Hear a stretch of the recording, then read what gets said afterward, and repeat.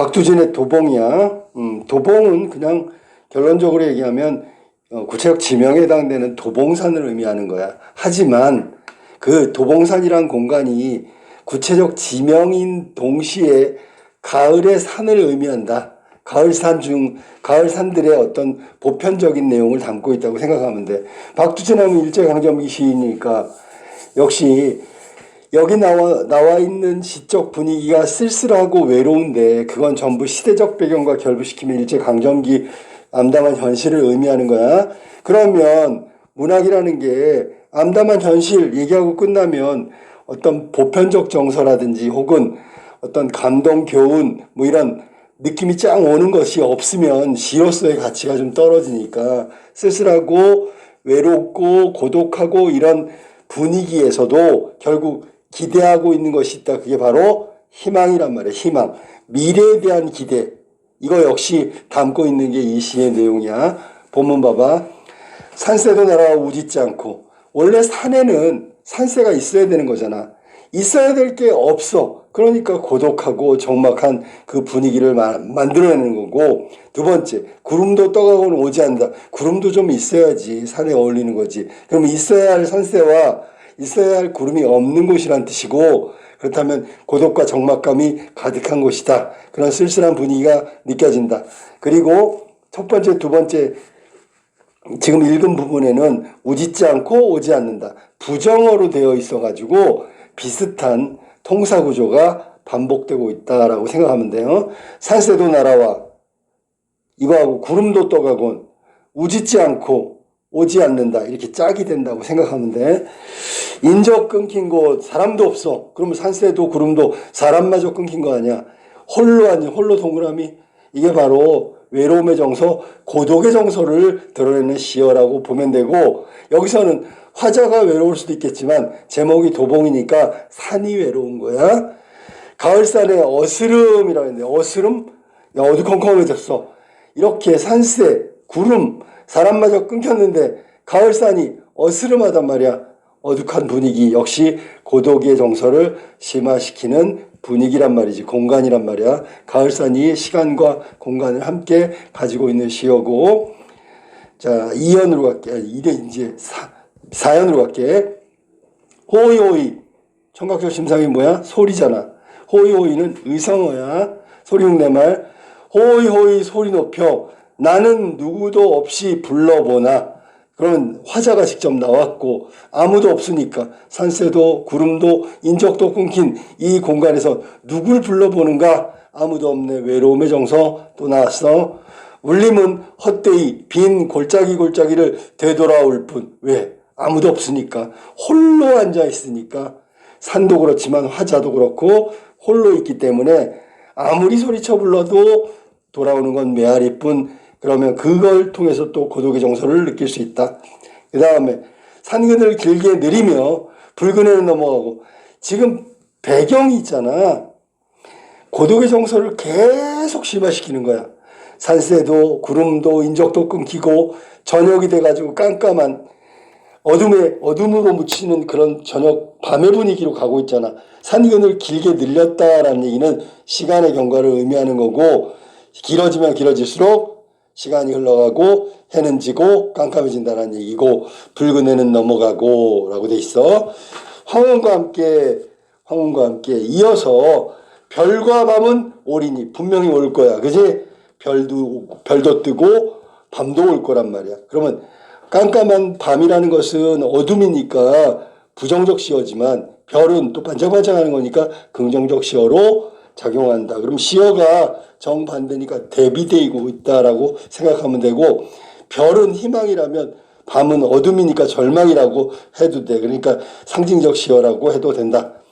인생은 오직 갈수록 쓸쓸하고 사랑은 한갓 괴로울 뿐. 자, 인생은 쓸쓸하다는 건 알겠는데 사랑은 괴로우면 안 되거든. 사랑마저도 괴롭다란 얘기야. 그러니까 괴로움의 정서가 직접적으로 정서 표현을 했는데, 물론 사랑은 원래 달콤하고 사랑은 행복하고 이래야 되는데 인생마저도 쓸쓸하니까 사랑도 괴로울 뿐이다. 이렇게 하면서 화자는 계속 고독, 외로움, 허전함, 쓸쓸함 이런 부정적 정서와 시어를 지금 계속 쓰고 있는 거야.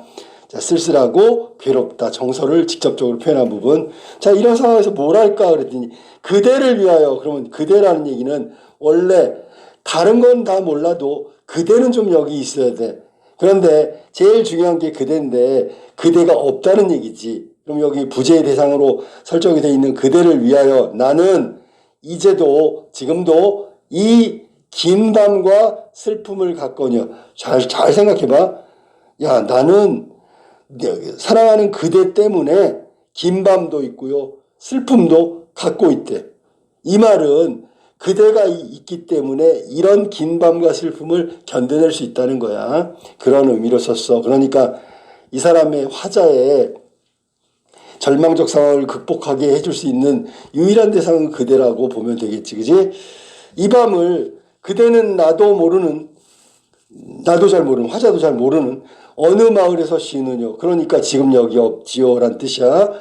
이 밤을 그대는, 이 밤이라는 것은 이 깜깜한 밤 배경인데 문제는 고독의 시간도 되겠지만 성찰의 시간으로도 활용할 수 있다. 알았지? 왜냐하면 여기서 지금 그대가 없는 상황에서 그대를 통해서 슬픔과 긴 밤을 이겨내고 있잖아. 그러니까 이 밤은 뭔가 이겨내기 위해서는 뭔가를 떠올리고 이 밤은 견딜 수 있어. 뭐 이런 생각들을 하는 걸 성찰의 시간, 과정이라고 생각하면 돼. 그 다음에 어느 마을에서 쉬느뇨라고 했는데 쉰다는 건 어디 길을 가다가 머무는 것을 말하는 거야. 그렇다면 나한테 오는 도중인데 도중에 어느 마을에서 잠깐 지금 쉬고 있는 거야. 그러니까 쉬고 나서 그 다음날 또 나한테로 가까이 올 거야 라고 하면서 절망과 고독, 쓸쓸함의 분위기, 현재 상황을 극복하려는 어떤 기대, 의지까지는 아니지. 왜냐하면 그대가 오는 거기 때문에 오고 안 오고는 그대에 달린 거야. 하지만 화자는 그대가 올 것이라고 믿고 있는 거지. 그게 바로 미래에 대한 긍정적 기대를 말하는 거야. 아니?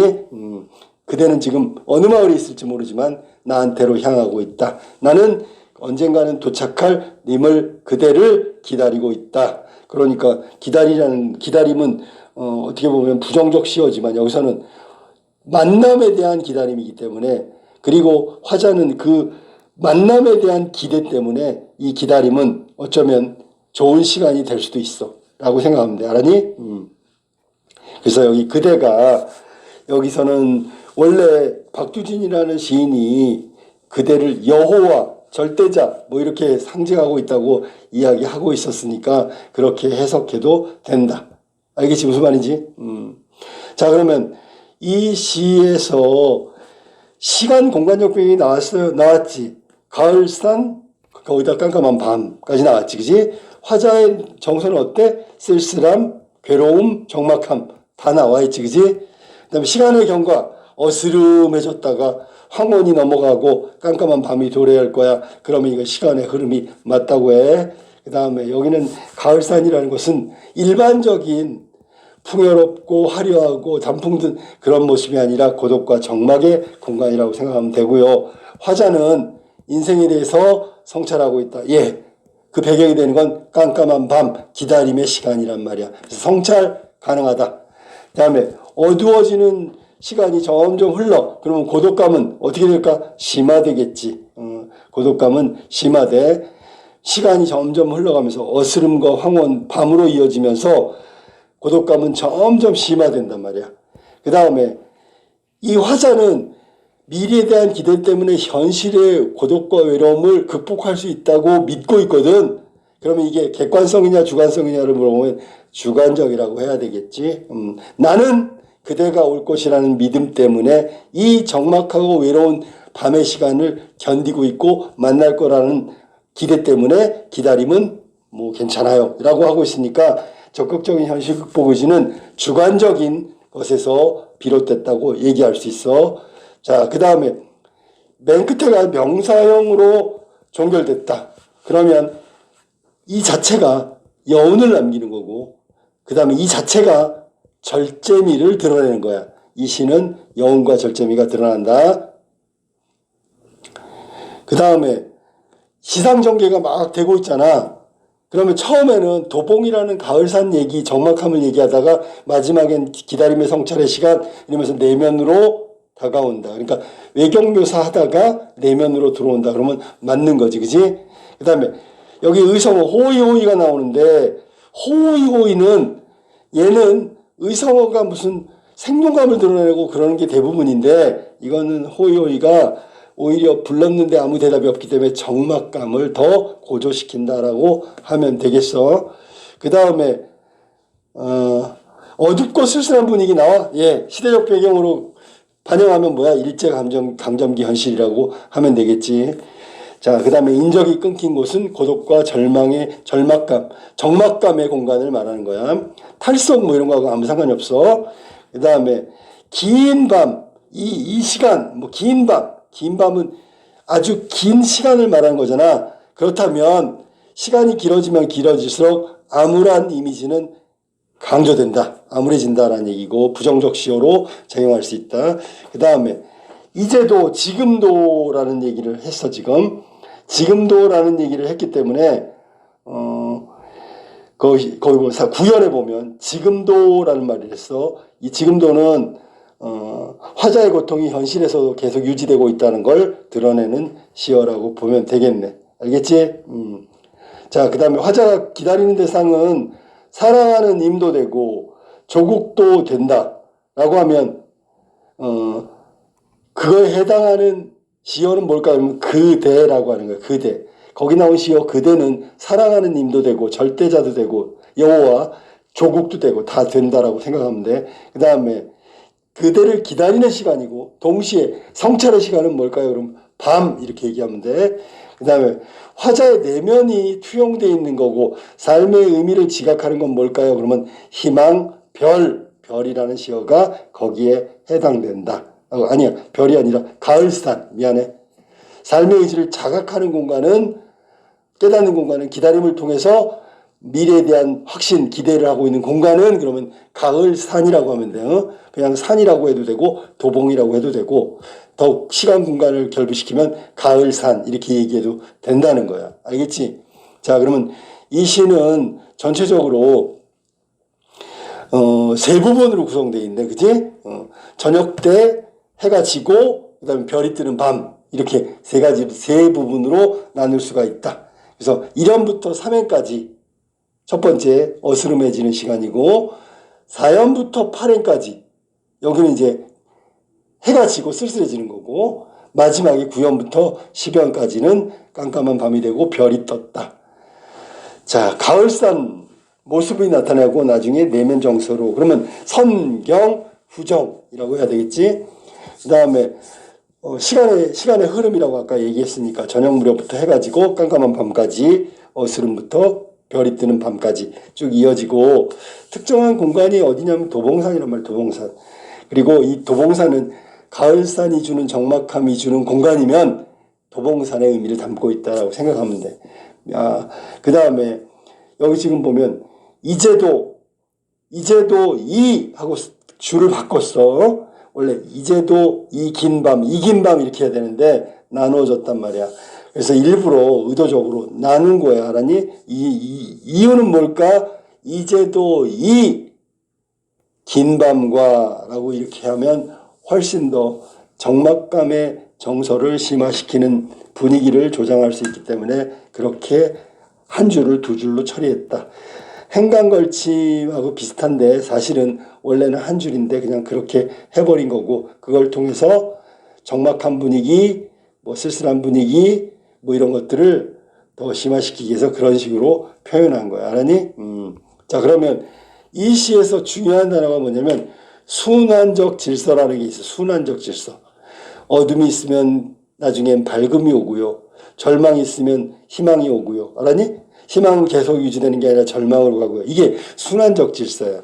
이런 순환적 질서를 기본적인 어떤 시의 바탕으로 깔고 있기 때문에 이 시도 거기에 해당된다고 볼 수 있어. 어둠이 왔지만 별이 뜨고요. 새벽이 올 거고요.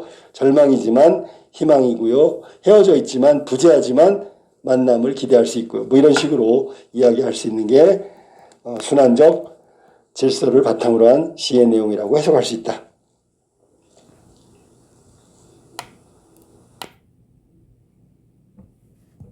여기 글씨가 잘 안 보이니까 여기 의성어 호이호이라고 나왔는데 호이호이 의성어는 적막한 곳을 적막감을 고조시킨다는 의미로 쓰였고 그런 기능을 하고 인적이 끊긴 곳 이런 것도 적막한 어떤 심리를 고조시킨다.